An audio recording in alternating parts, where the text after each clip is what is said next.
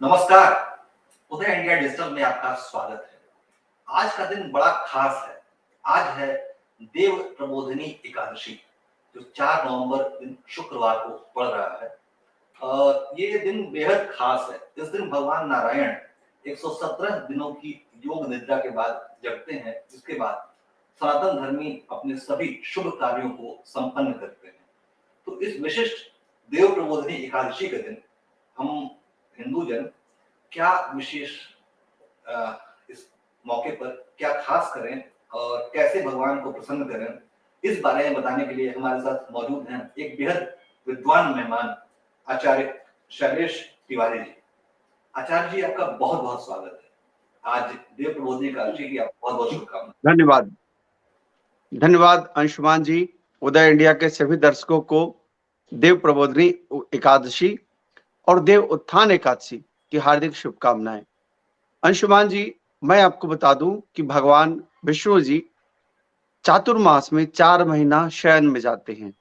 विशेष रूप से आषाढ़ मास की शुक्ल पक्ष की एकादशी तिथि को भगवान देव शयन में जाते हैं। देव शयनी एकादशी आषाढ़ मास की शुक्ल पक्ष की एकादशी तिथि को मनाई जाती है। इसके बाद 4 महीने तक कोई भी शुभ कार्य नहीं होता। शुभ कार्य में जैसे गृह प्रवेश नहीं हो सकता, जैसे शादियां नहीं होती। विशेष रूप से जो भी बड़े शुभ कार्य होते हैं वह भगवान के शयन करने के बाद नहीं होता। देव शयन के बाद चूंकि भाग्य माना जाता है कि शयन हो जाता है, भगवान जब जागते हैं तभी भगवान की कृपा की प्राप्ति होती है। 10 जुलाई को भगवान देव शयन एकादशी हुआ था। भगवान निद्रा में चले गए थे और हमारे पुराणों में ऐसी मान्यता है कि 4 महीने के बाद कार्तिक मास की शुक्ल पक्ष की एकादशी तिथि, जिसे हम देव उत्थान एकादशी यानी देव प्रबोधिनी एकादशी बोलते हैं, इस समय भगवान जागते हैं। भगवान जागने के बाद विशेष रूप से भगवान विष्णु जी की महिमा का वर्णन किया जाता है। इस दिन विशेष रूप से अभिषेक, भगवान विष्णु की प्रतिमा का अभिषेक, भगवान विष्णु के जो भी मंदिर है वहां दर्शन की विशेष महत्ता है। और साथ ही साथ देव प्रबोधिनी एकादशी के दिन स्नान, दान और विशेष रूप से भगवान का गुणगान का विशेष महत्व है। इस दिन दिवाली ही की तरह आप घर में एकादश दीपक जलाएं। साथ ही साथ इस दिन उपवास की विशेष महत्ता मानी गई है। आप अलग अलग प्रकार के उपवास कर सकते हैं इस दिन। जैसे आप निर्जला उपवास कर सकते हैं। निर्जला उपवास की सबसे बड़ी महत्ता मानी गई है और इसका सबसे बड़ा लाभ माना गया है। जिससे निर्जला नहीं हो पाएगा वह व्यक्ति फलाहार पर उपवास कर सकता है, यानी फल का खा करके और रह सकता है और भगवान विष्णु का ओम भगवते वासुदेवाय नमः इस महामंत्र का जप कर सकता है। और साथ ही साथ तीसरा उपवास क्या है कि आप देव प्रबोधिनी की एकादशी के दिन अगर आप बिना अन्न का नहीं रह सकते तो इस दिन चावल त्याग कर दें। चावल त्यागने की विशेष महत्ता कही गई है, क्योंकि विशेष रूप से भगवान का यानी विष्णु भगवान का विशेष महाप्रसाद के रूप में चावल का प्रयोग किया जाता है। भगवान जगन्नाथ जी को चावल चढ़ाया जाता है। भगवान का वास चावल में माना गया है, अन्न को ब्रह्म माना गया है, इसलिए इस दिन चावल की विशेष महत्ता है। चावल का त्याग करना चाहिए। जो व्यक्ति निर्जला रह सकते हैं निर्जला एकादशी करें, जो व्यक्ति फलाहार कर सकते हैं वह फलाहार एकादशी करें, और जो व्यक्ति चावल को छोड़ सकते हैं चावल छोड़ें। लेकिन इस दिन जितना ज्यादा से ज्यादा हो सके तुलसी की माला से ओम भगवते वासुदेवाय नमः, तुलसी की माला हो, रुद्राक्ष की माला हो अथवा चंदन की, लाल चंदन की माला हो, इससे विशेष रूप से ओम भगवते वासुदेवाय नमः इस महामंत्र का जप करें और साथ ही साथ विष्णु सहस्त्र नाम का पाठ करें।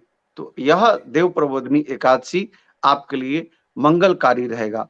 देव प्रबोधिनी एकादशी के बाद यानी जिसे हम देव उत्थान यानी देवता का उठना जागना, इस एकादशी के बाद शादी विवाह शुरू हो जाते हैं, गृह प्रवेश शुरू हो जाते हैं और जितने भी हिंदू सभ्यता संस्कृति में जितने भी शुभ कार्य हैं वह सारे शुभ कार्य शुरू हो जाते हैं।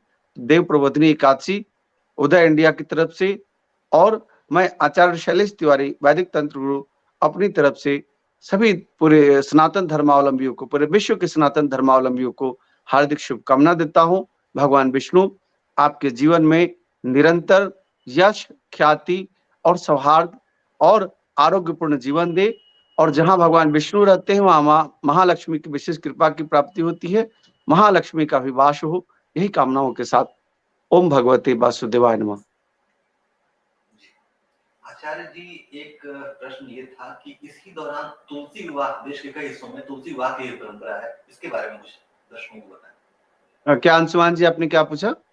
तुलसी विवाह की जो परंपरा है, इसके बारे में। देव प्रबोधिनी एकादशी के दिन विशेष रूप से तुलसी माता का विवाह का विशेष महत्ता मानी गई है, क्योंकि भगवान विष्णु जी से माँ तुलसी का विवाह हुआ था।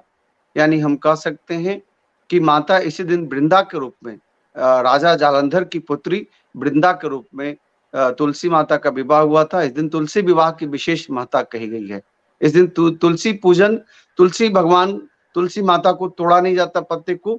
इस दिन विशेष रूप से तुलसी के वृक्ष के नीचे विशेष रूप से आप दीपक जलाएं, और एक दिन पहले तुलसी माता को तोड़ करके रखें, और भगवान विष्णु के प्रतिमा पर आप विशेष रूप से तुलसी दल चढ़ाएं, तो निश्चित तौर पर लाभ की प्राप्ति होगी।